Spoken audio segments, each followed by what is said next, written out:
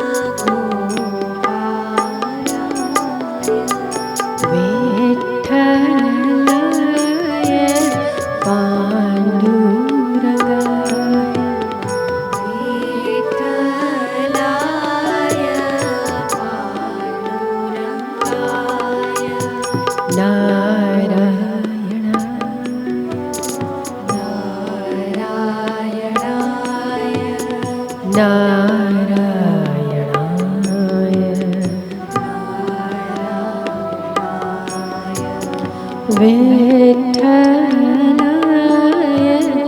नारायणाय विठ्ठलाय नारायणाय वासुदेवाय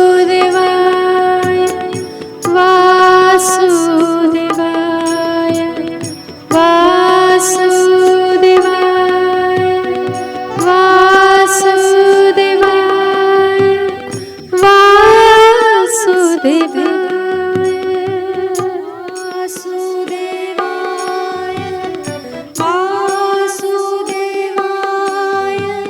वासुदेवाय वासुदेवाय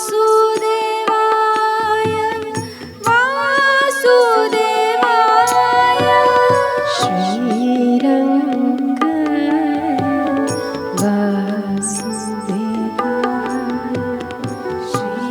श्रीरङ्गाय वासुदेवाय नारायणाय श्रीरङ्गाय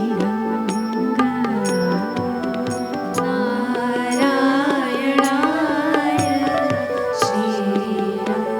श्रीरङ्गाय नारायणाय नारायणाय नारायण नारायण सर्वनारायण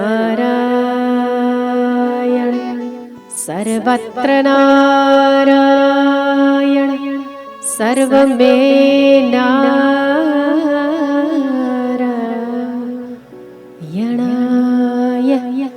नमो नमः।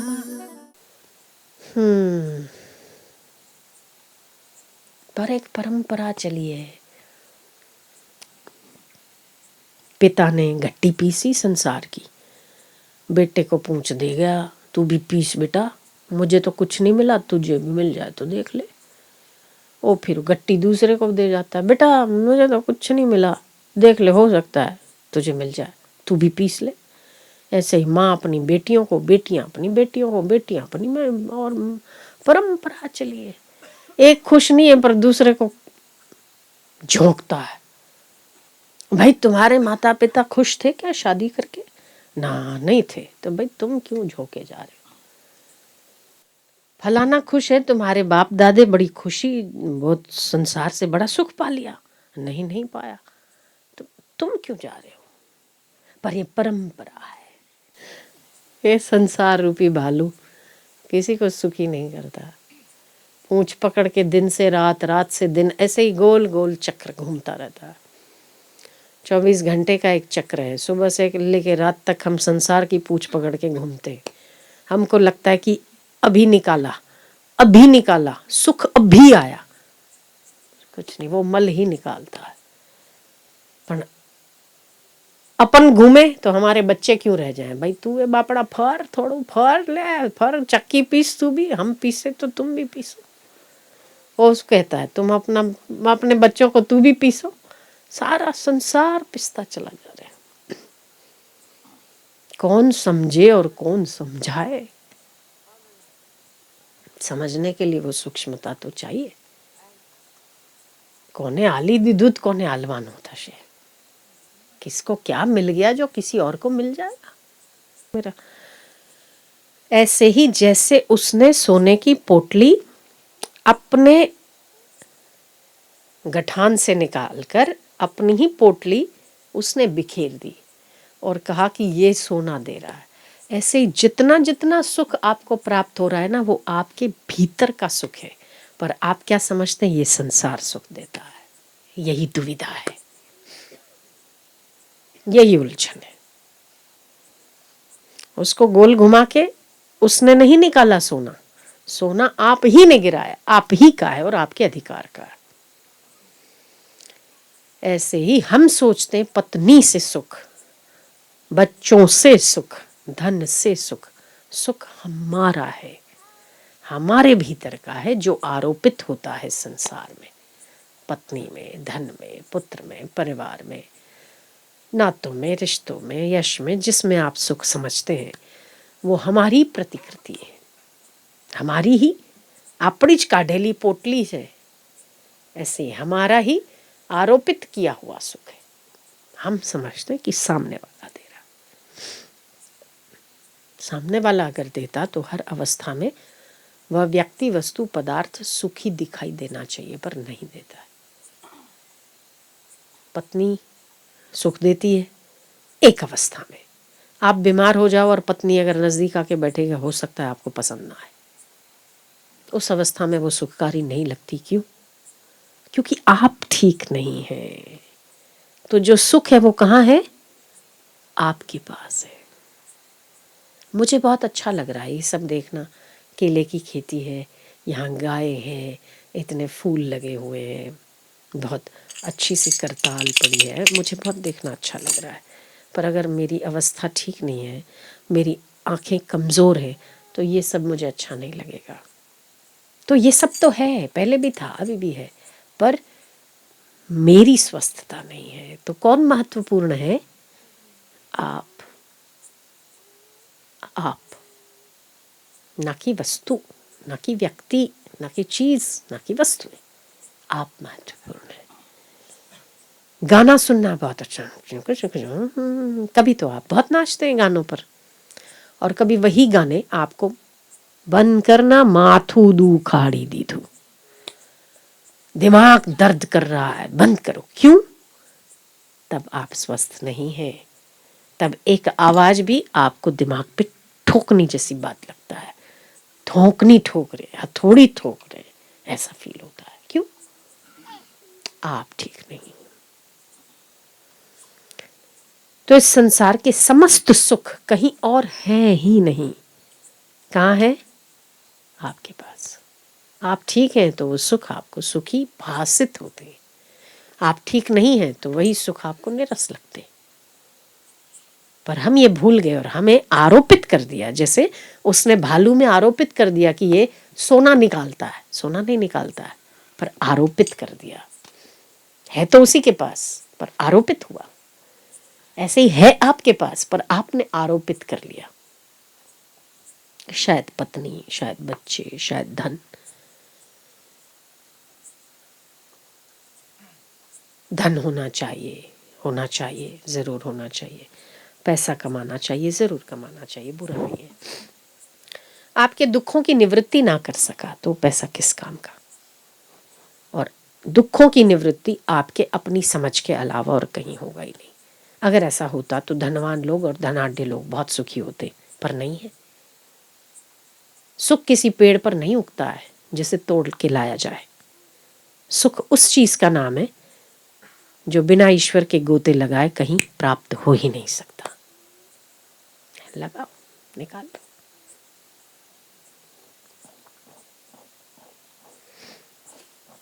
बिना अपने आप को आनंद स्वरूप जाने आनंद की प्राप्ति कहीं हुई नहीं और हो सकती भी नहीं।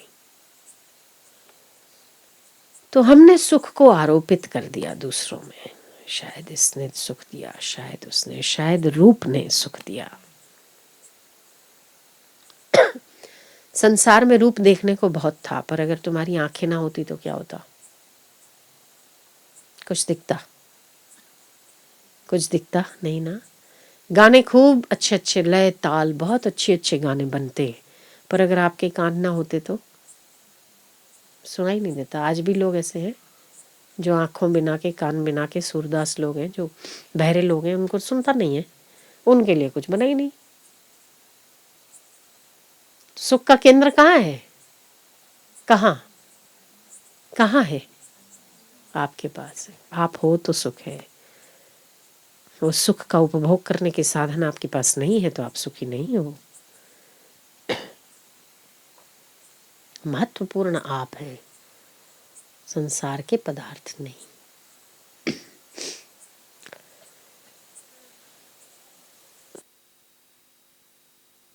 पर हम ये वो बालू घुमाने वाला ना चक्की पीसता है, हम बोले कि सोनू गाढ़े है, हम ये सोचते हैं, दूसरे को बोलते हैं भाई तू भी कर ले, निकाल लेगा, भाई तू भी निकाल ले, निकला किसी का नहीं आज तक।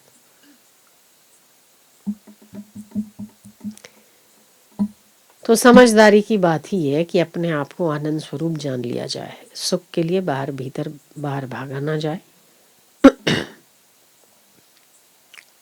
आप अभी सुख स्वरूप हो, कुछ पाके, कुछ बन के, कुछ करके सुख मिलेगा तो जब छूटेगा तो दुख होगा। आप अभी सुख स्वरूप हो। फिर प्रारब्ध अनुसार जो कुछ भी होता है भले होता रहे, क्या दिक्कत है, पर ये व्यक्ति मेरे सुख का कारण है ये कभी नहीं हुआ। आप सुख स्वरूप है, इसीलिए उस व्यक्ति में सुख दिख रहा है, सुख आपके भीतर है। आरोपित किया है आपने, आरोप को हटा दो बस। ऊंची बात है, सूक्ष्म बात है, पर समझने लायक है।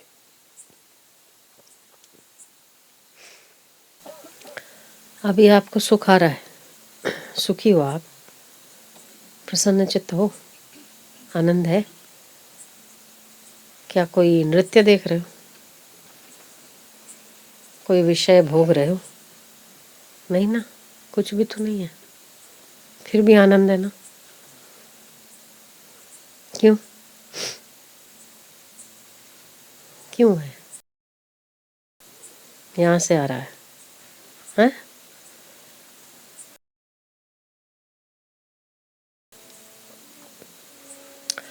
तो ये इसका मतलब धारणा गलत हो जाती है कि हमारे कुछ करने से या कुछ किसी व्यक्ति के संसर्ग में या संपर्क में आने से हम सुखी होते हैं। ये धारणा गलत है।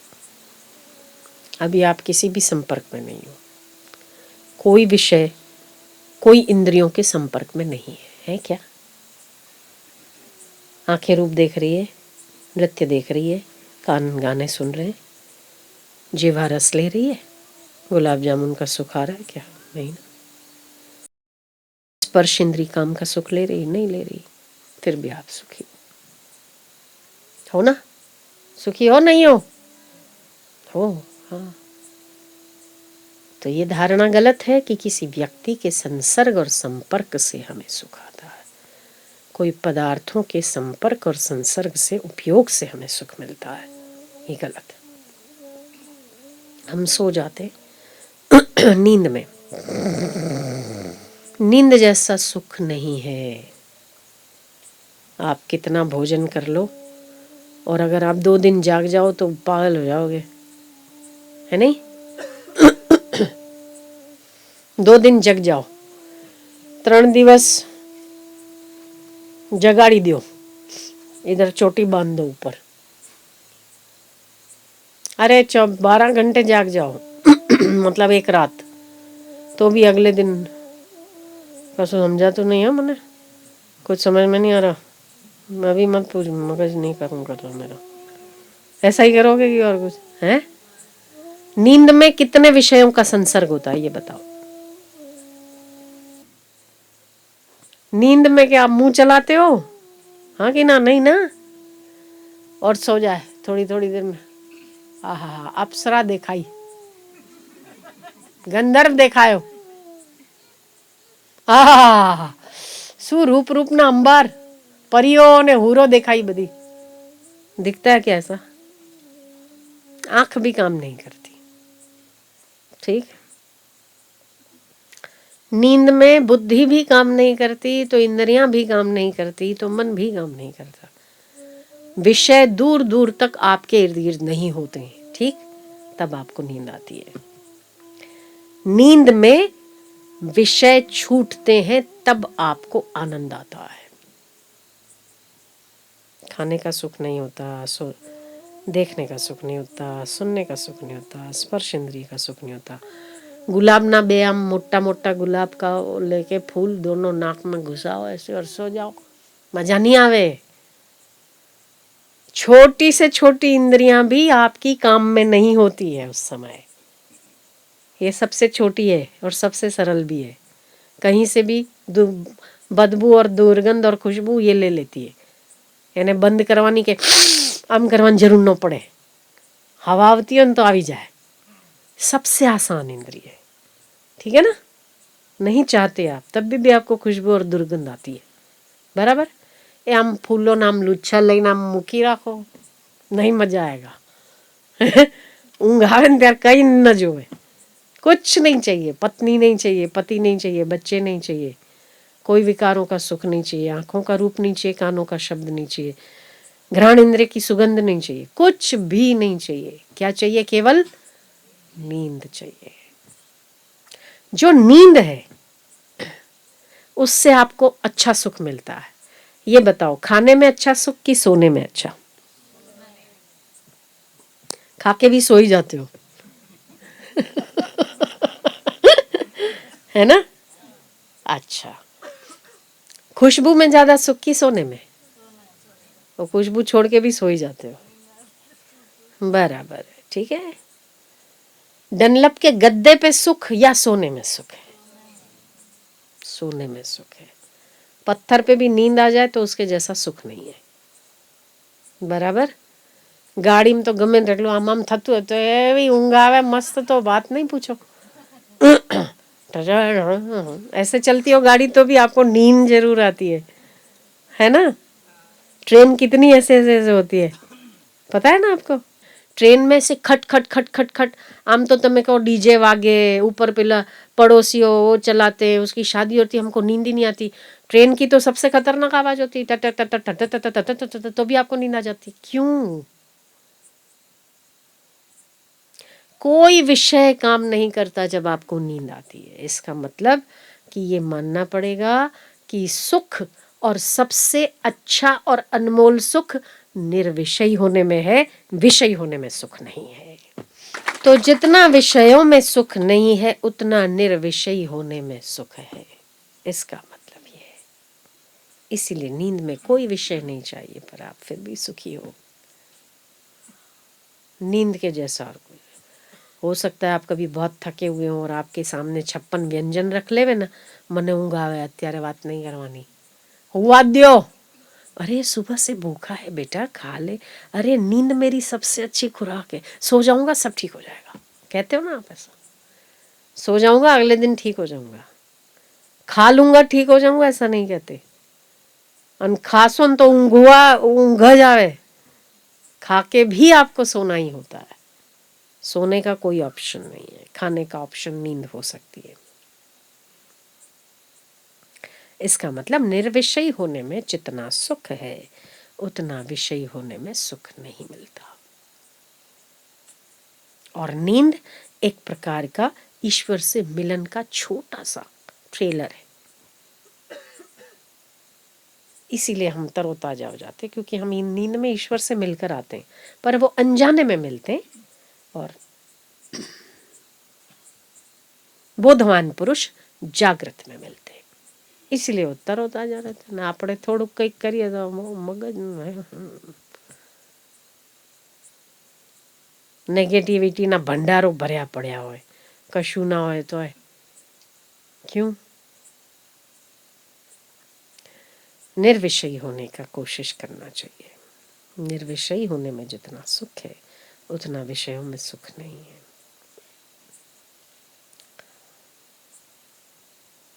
मेरा ये कहने का मतलब नहीं है कि अगर खाने को मिले तो आपको कि ना ना हमारे तो खाओ नहीं, हमें तो निर्विषयी मानसो छिए, हमारा खाओ। ऐसा नहीं।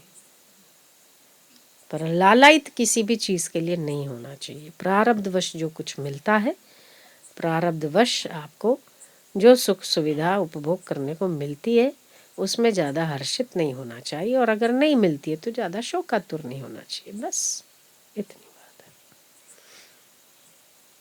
परेशान नहीं होना चाहिए किसी भी बात के लिए। मिले तो वाह, नहीं मिले तो तेरी मर्जी पूरन हो, और क्या। जो तिद भावे सो भली कार। जो तुझे अच्छा लगे वो मेरे से होना चाहिए। मुझे अच्छा लगे वो तो जन्मों से किया ही है ना अपन ने। कुत्ते, घोड़े, गधे, बिल्ले सब जो खुद को अच्छा लगता है वही तो करते हैं। इंसान है तो जो तुझे अच्छा लगे वही हमसे होना चाहिए। उसमें जो आनंद है, सुख है, वो फिर खुद का करने में नहीं। जो तिद भावे सो भली कार, तेरा बाणा मीठा लागे। चलिए, 100 बातों की एक बात, निर्विषय होने में जितना आनंद है उतना विषयों के सुख में आनंद नहीं है। इसलिए निर्विषय सुख का आनंद लेने का यत्न करना चाहिए। ये प्रत्येक मनुष्य का धर्म है, प्रत्येक मनुष्य का कर्तव्य है और उसका जन्म सिद्ध अधिकार भी है। हर चीज के जाने का समय होता है। गाड़ी की वारंटी होती है, गारंटी होती है, कपड़ों की वारंटी गारंटी होती है 1 साल तक, रंग नहीं जाएगा। पर इस शरीर को कब फट जाएगा इसकी कोई गारंटी नहीं है। बाकी सब चीज़ों की गारंटी वारंटी है। तो यही समझ के अपना समय सार्थक करना चाहिए। जब बढ़ाओ, अनुष्ठान बढ़ाओ, सत्कर्म बढ़ाओ, बाकी तो सब कुछ मिलता ही रहता है। कल भी मैंने बताया ना, विकार तो आम जाम मिलते रहते हैं, उसको यत्न करना नहीं पड़ता, मिलते। यत्न किस लिए करना पड़ता है? हीरा पाने के लिए यत्न करना पड़ता है। मिट्टी तो जहाँ तहाँ मिलती है, ऐसे ही विकार तो हर योनि में मिलते हैं, पर मनुष्य जन्म हीरा है और इसमें कोहिनूर पाने का यत्न करना होता है, जैसे परमात्मा कहा जाता है। वो करे तब हमारा जीवन सफल। ठीक है, चलो, राम राम।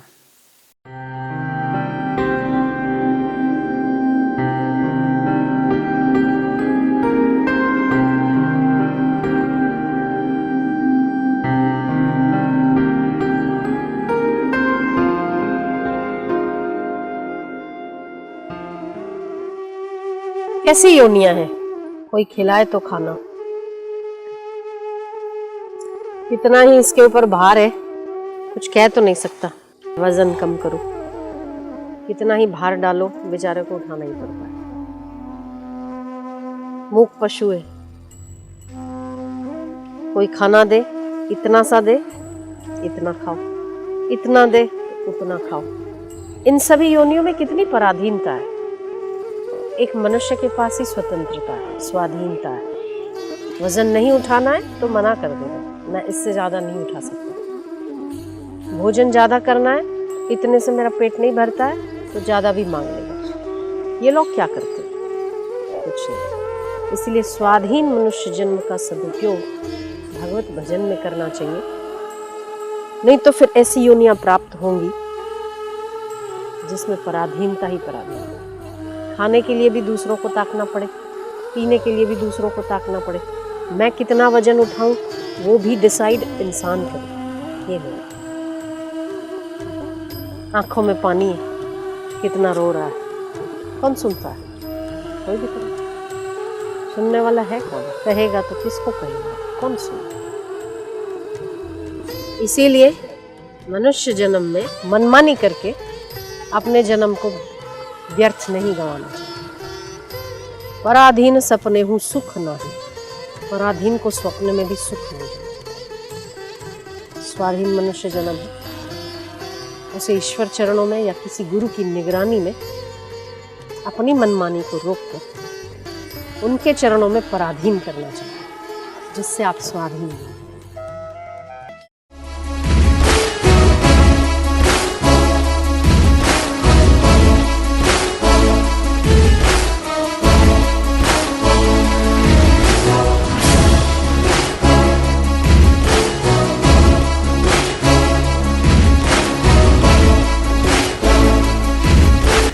दोस्तों, आजकल आप ऑनलाइन मस्तीशाला देख रहे हैं ना? अगर नहीं देख रहे हैं तो जरूर देखें। इसके थ्रू आप अपने भारतवर्ष के गौरवशाली इतिहास को जान पाएंगे। इसके अंदर और भी कई महत्वपूर्ण जानकारियां हैं जिनको जानकर आपको बहुत अच्छा लगेगा। तो बस आप देखिए, अपने बच्चों को दिखाइए। शांति ओम शांति ओम शांति ओम शांति